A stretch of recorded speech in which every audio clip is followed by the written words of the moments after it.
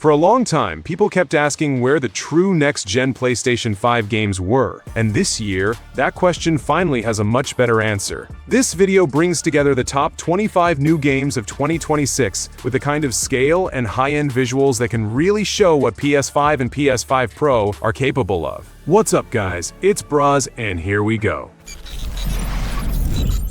Metro 2039 is the first mainline Metro game since Exodus, and 4A is dragging the series back into Moscow's tunnels. The setup is already nastier than usual. The Metro has been pulled under one regime, Novo Reich, with Hunter now presented as its Führer, selling people a future on the surface while the stations drown in propaganda, fear, and brutal war logic. The new lead is the Stranger, a voice protagonist haunted by violent waking nightmares, which is a big shift for a series that spent years with its old lead mostly silent during gameplay. That alone changes the mood, especially with this darker political angle and the return to tight, miserable underground spaces. The devs is still using its own 4A engine, and the team says ray tracing has been rebuilt for a more tuned and better performing experience. They are also leaning into frozen stories in the level design, where bodies, props, and ruined spaces tell small horror scenes through the environment. Metro 2039 is listed for PS5 this winter, so the honest window is late 2026 or the first months of 2027.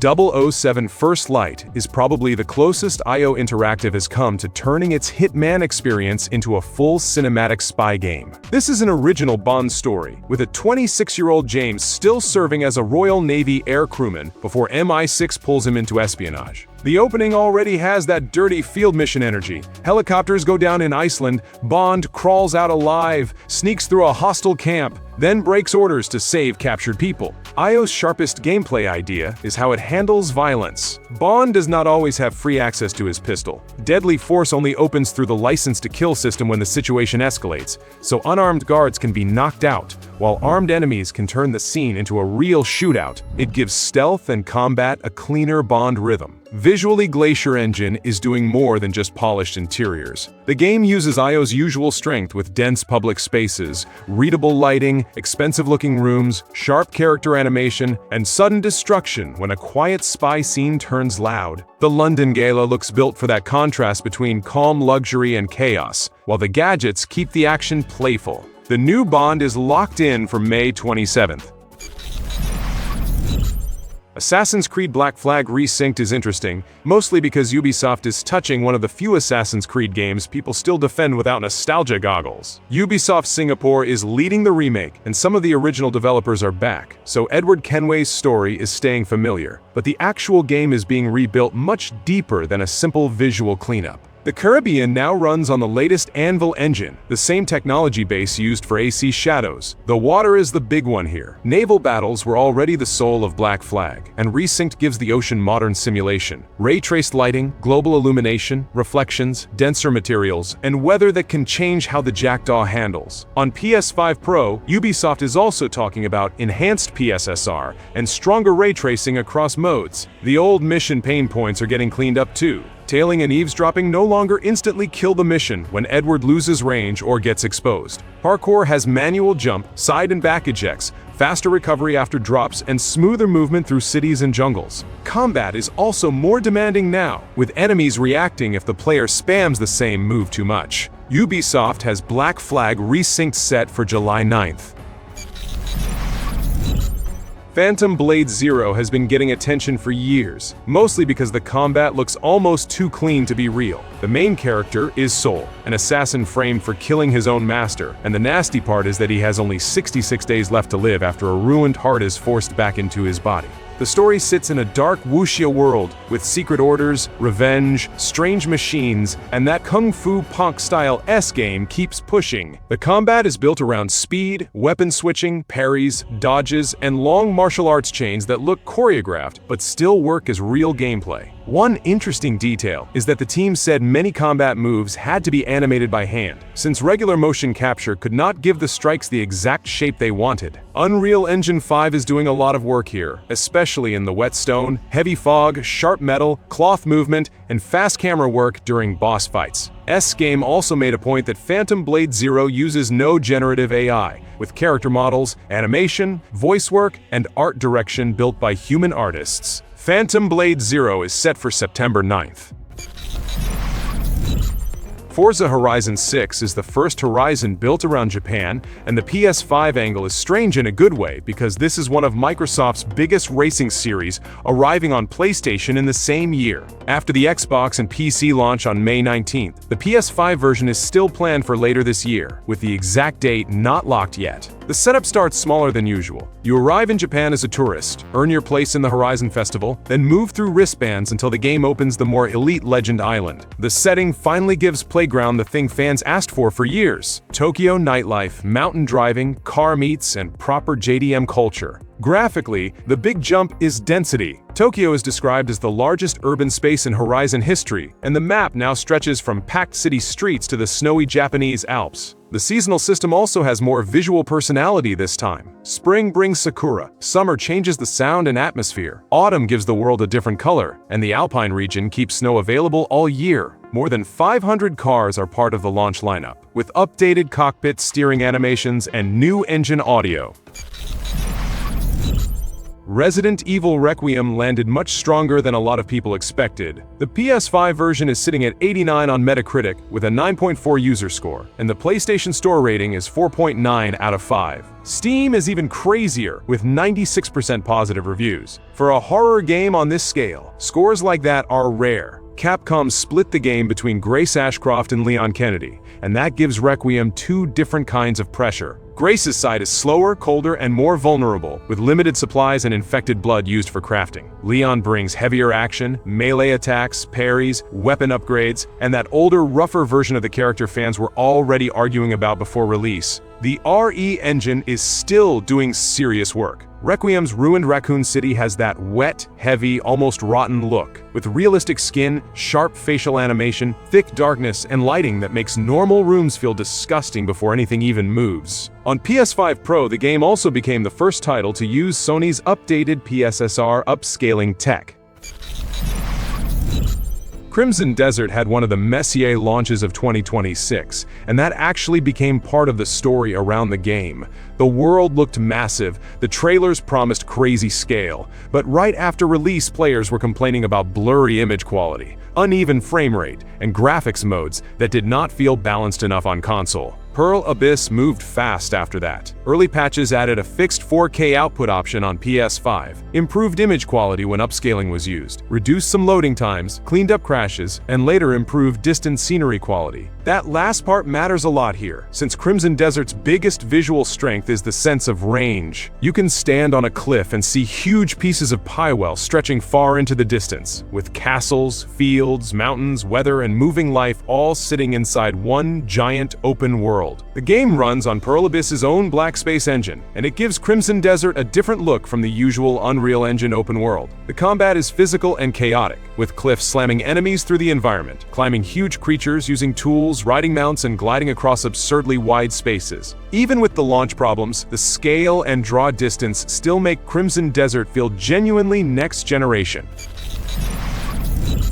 Ace Combat 8 Wings of Theve finally takes the series back to Strange Real, with a story built around the Federation of Central Usia and the Carrier Endurance. You play as the new leader of a squad, and the game moves between air missions and life on the Carrier, where the team has to build trust around you before the war gets even uglier. The biggest visual push is the sky itself. Project Aces is using its internal Cloudly technology for layered clouds, with lumen lighting helping weather and light react more naturally across the battlefield. The developers are also pushing photorealistic aircraft, grounded cockpit detail, and first-person story scenes, so the pilot is treated more like a real person inside the world. The scale is the wild part. Developer interviews describe dogfight maps around 10,000 square kilometers, built closer to real scale than older Ace Combat games. That changes how speed, altitude, clouds, contrails, and distant targets read during a fight. The team even dropped VR support this time, openly saying that making the game work well both on a TV screen and in VR would basically need separate development. Saros is already one of the strongest PS5 exclusives of 2026 on paper, with 87 on Metacritic and 4.6 out of 5 on the PlayStation Store. For Housemarque, that matters, since this is the studio's first big release after Returnal, and it had to prove that the same arcade chaos could work again without feeling like a repeat. The game follows Arjun Devraj, a Soltari enforcer trapped on Carcosa, a hostile alien world built around an eclipse, lost colonists, and corrupted power. The combat keeps Housemarque's bullet hell obsession, with bright projectiles filling the screen, fast dodges, a shield that can absorb attacks, and permanent upgrades that make every failed run feed back into the next one. Housemarque is using Unreal Engine 5 with heavy custom work, and the screen often turns into a controlled storm of particles, laser trails, explosions, strange alien materials, and enemies breaking apart into glowing fragments. On PS5 Pro, Saros uses the updated PSSR2 upscaling for a sharper 4K-style image at 60 FPS, with extra care put into reflections and image stability during heavy combat.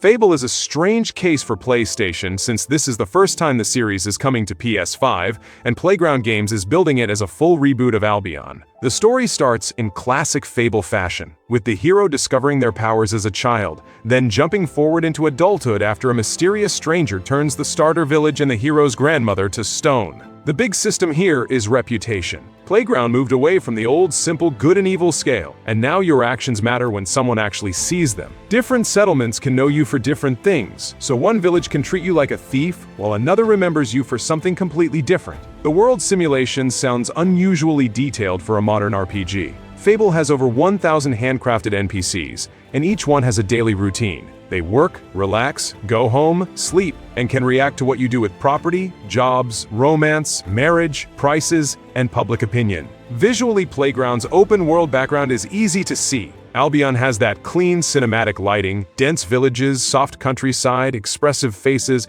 and a fairy tale look that still feels grounded in real materials and proper scene detail. Fable is planned for PS5 in fall 2026.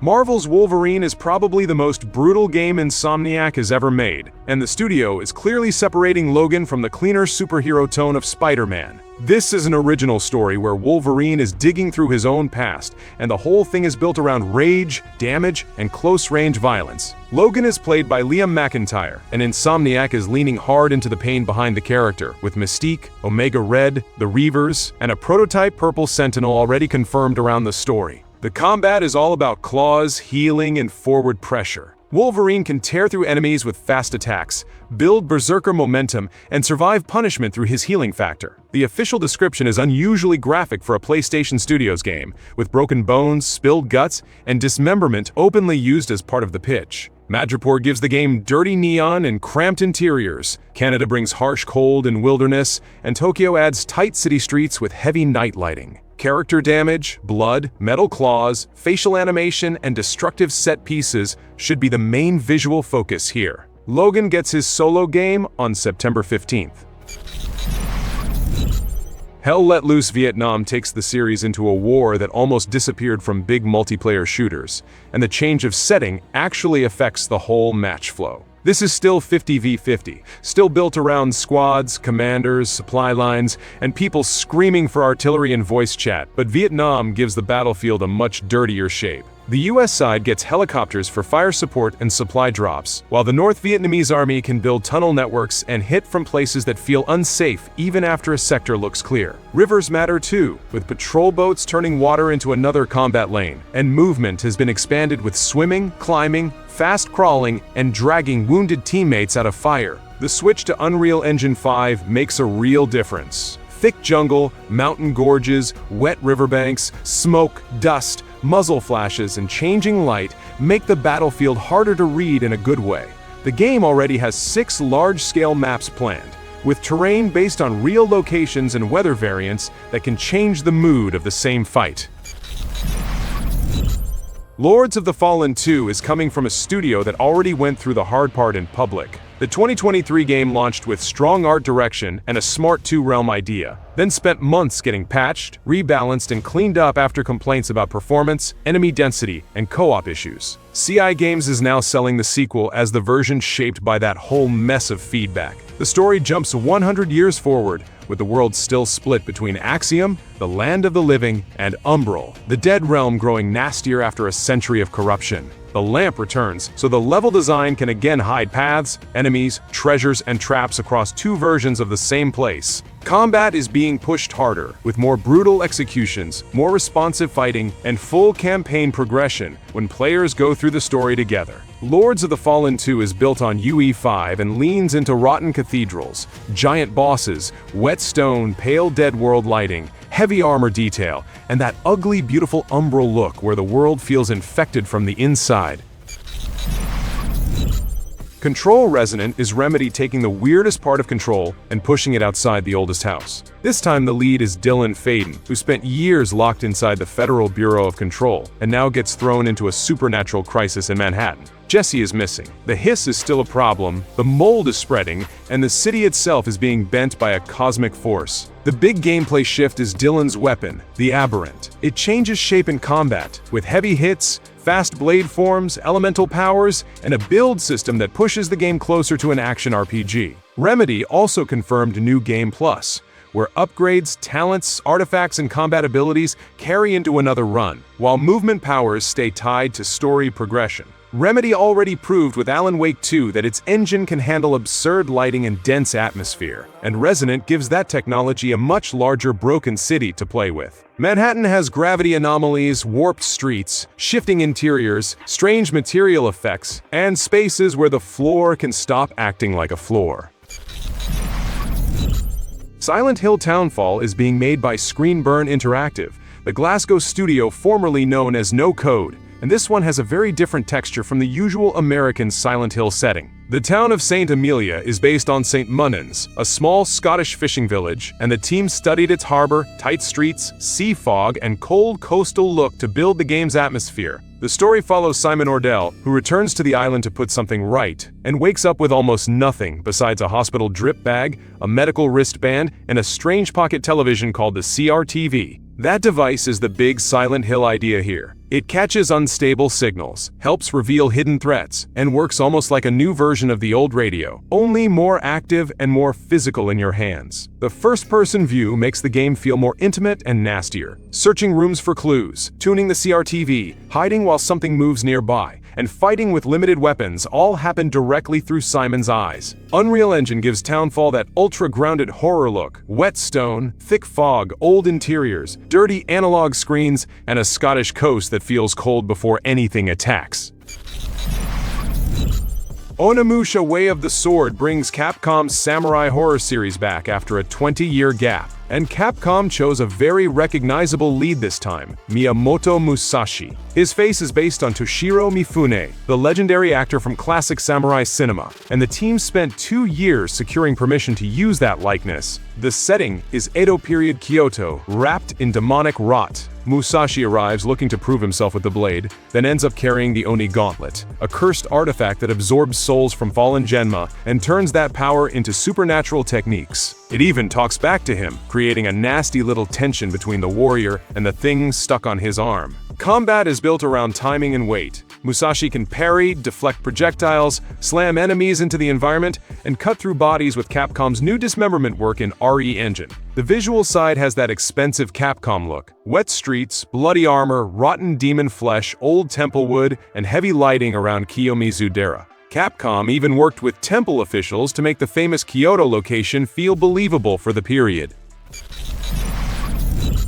Resonance is taking one of the most visually striking narrative series of the last generation and moving it into a different kind of danger. Asobo is focusing on Sophia, the smuggler from Requiem, but the main story goes back to when she is 22, long before she meets Amisha and Hugo. The game is set around the Mediterranean and leads Sophia toward Minotaur's Island, where the plague mythology gets mixed with ancient secrets, puzzles, a chasing army, and a creature tied to a buried curse. The shift to Sophia also changes the pace. She is a fighter, raised around plunderers, so Resonance brings more direct combat with blades, parries, and physical pressure, while still keeping the series' stealth and puzzle roots. On the visual side, A Plague Tale as a series already had a serious reputation. Requiem was full of painterly lighting, thick atmosphere, medieval dirt, huge rat swarms, and environments that looked expensive without losing their handmade feel. Resonance seems to keep that eye for texture, but the Mediterranean setting gives it warmer stone, sea air, old ruins, gold light, and a cleaner mythological edge around the horror. Halo Campaign Evolved is a huge moment for PS5, since one of Xbox's loudest franchises is finally crossing over to PlayStation for the first time. This is a full remake of the original Halo campaign, rebuilt by Halo Studios on Unreal Engine 5, with Master Chief and Cortana going back to the ring world that started the whole series. The mission flow stays familiar, while the moment-to-moment experience has been heavily modernized. Missions now have updated level design, new cinematics, cleaner movement, better wayfinding, and a bigger sandbox. Halo Studios is adding weapons from later games, including the energy sword and battle rifle, and vehicles get more freedom too. For the first time in this campaign, you can hijack enemy vehicles and even drive the Covenant Wraith tank. Across the ring world and its Forerunner spaces, the 4K rebuild uses new lighting, updated animation, and remastered audio to make the original 2001 campaign feel bigger, cleaner, and much more readable today. The team is also adding 3 new prequel missions with Master Chief and Sergeant Johnson. Pragmata is one of those rare new Capcom games that did not need an old logo to land hard. It launched with 85 on Metacritic, 4.8 out of 5 on the PlayStation Store, and 96% positive reviews on Steam. Capcom also confirmed that the game passed 2 million units in 16 days, which is a strong result for a completely new sci-fi IP. The game follows Hugh Williams, an engineer sent to a lunar research station after Earth loses contact with it. Things go wrong fast, and he ends up working with Diana, a young android who can hack enemy systems while Hugh fights with guns and a jetpack. The combat works around that split attention. Hugh moves, shoots, dodges, and manages weapons, while Diana opens weak points through hacking puzzles in real time. Pragmata has that sharp RE engine finish, with clean metal surfaces, cold artificial light, reflective floors, synthetic skin, glass rooms, and a moon base that looks expensive without feeling sterile. The PC version also became a tech showcase for path-traced lighting, while the PS5 version still benefits from Capcom's strong material work and PS5 Pro enhanced support. Mortal Shell 2 feels much bigger and more expensive than the original. The first game had a rough indie darkness that worked through mood and texture, while the sequel moves into a compact open world with more scale, heavier creature design, and over 60 dungeons hidden between its broken landmarks. You play as the Harbinger, finding fallen warriors across the world, taking their shells, and unlocking their abilities through lost memories. That system gave the first game its identity, and now it sits inside a larger structure with more weapons, stranger upgrades, and more reasons to step away from the main path. Combat has changed in a serious way. The stamina meter is gone, so fights are faster, nastier, and more aggressive. There are also execution moves, blood sprays, medieval firearms, and sidearms that can break enemy posture before a critical hit. Enemy design carries the strongest visual work here. Creatures feel heavier and more disgusting than before, with bodies that look twisted together from armor, bone, and dead flesh. Some feel like they were pulled out of a ruined shrine or a battlefield that never stopped rotting, and boss silhouettes look stronger now, giving the sequel a more expensive, nasty fantasy look.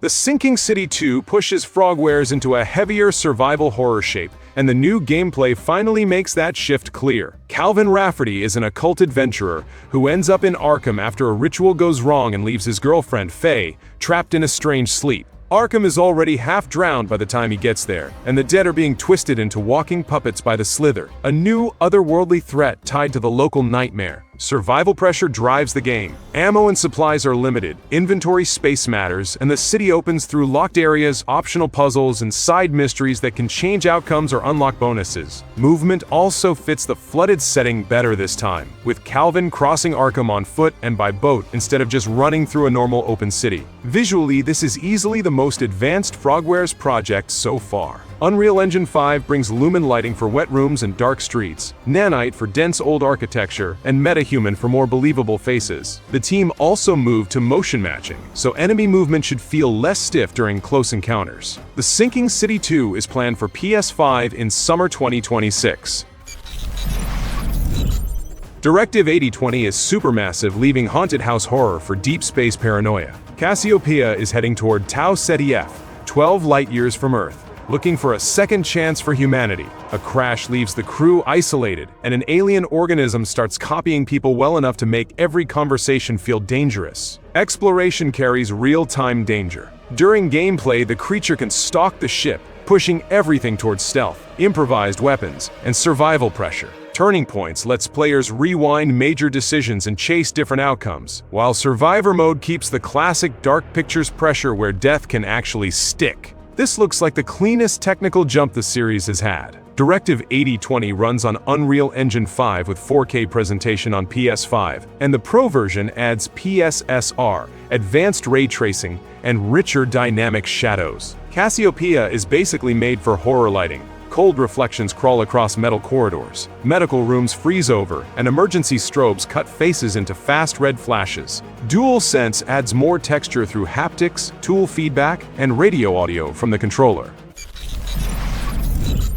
Kina Scars of Kosmora sells its next-gen side through art direction, animation, and lighting instead of realism. Ember Lab already had that animated film quality in the first game, and the sequel keeps the same clean, expensive look with warmer forests, richer temples, glowing spirits, and magic effects that fill the scene without turning it into visual noise. The style is colorful and soft on the surface, but the materials, light, and character animation make it feel much more premium than a simple cartoon adventure. Kina is older now, and already known as an accomplished spirit guide. She travels to Kosmora looking for a cure for the affliction she has carried all her life. Then a powerful corruption fractures her staff, which is also tied to her survival. That pushes her toward a forgotten form of spirit guiding built around elemental alchemy. Combat still has real weight. Boss fights are built around timing, reading attacks, dodging cleanly, and using the rot and elemental abilities when an opening is actually there. New spirit companions are tied to different elements and grow over time. They are used in puzzles, movement, and fights, which gives the sequel a wider adventure shape than the first game. The Blood of Dawnwalker finally has a lock date, and the attention around it mostly comes from Rebel Wolves. The studio was founded by former CD Projekt developers connected to The Witcher 3 and Cyberpunk 2077, so the game carries that dark RPG weight around quests and consequences. You play as Cohen, a young man caught between human life and vampire power in 14th century Europe. Valisangora is an open-world region in the Carpathian Mountains, ruled by vampires who control people through a blood tax. Cohen has 30 days and nights to save his family, with time tied to important actions. Exploration and regular fights do not drain it, while major quest steps, dialogue decisions, and ability upgrades can move the calendar forward. If Cohen delays the wrong things, people can die, and quest lines can close for that playthrough, while the story continues through those losses. At night, he can turn into a wolf for faster travel, and during the day, Mercurial Fervor works as a blood magic skill that gives him a separate speed boost. Graphically, this looks solid and atmospheric rather than groundbreaking. Unreal Engine 5 gives it strong dusk light, damp villages, old ruins, and a heavy Carpathian mood. The Blood of Dawnwalker is locked for September 3rd. GTA 6 is the obvious final game here. Every major Rockstar release becomes a benchmark for open worlds, and this one already looks absurd in scale. Take-Two has never published the real budget, but analyst estimates put it around $1.5 billion. Rockstar captured the second trailer in-game from a standard PS5, mixing gameplay with cutscenes. Vice City returns inside Leonida, Rockstar's Florida-inspired state. Jason and Lucia drive the story, while most of the visual flex comes from the world around them. Humid Florida light hits crowded beaches, traffic, glass, water, and skin in a way that already feels beyond most open-world games. Small scene detail is where Rockstar usually separates itself, from how bodies move to how packed public spaces feel alive without looking staged. Rockstar's own rage technology is still the engine, heavily evolved since Red Dead Redemption 2. Final console modes remain unconfirmed, so 60 FPS should not be promised. Trailer analysis and the amount of ray trace lighting and reflections make 30 FPS on base PS5 the safer expectation. On PS5 Pro, the main upgrade should be a cleaner image, if Rockstar gives that version proper support. Leonida already feels like a full Rockstar state, with social media chaos, beach culture, local crews, swamp roads, and crime moving across the map. Take-Two has said real-world brand deals are not being pushed into the game, so GTA 6 keeps the series' fake brands and satire. After 2 trailers, the next big drop should finally move toward gameplay, as marketing builds toward November 19th, and hopefully this date finally holds. I'd be glad to hear what you think about this next wave of PS5 titles and which one you're waiting for the most. And if you enjoyed the video, leave a like and hit subscribe, because this channel is all about the biggest upcoming games.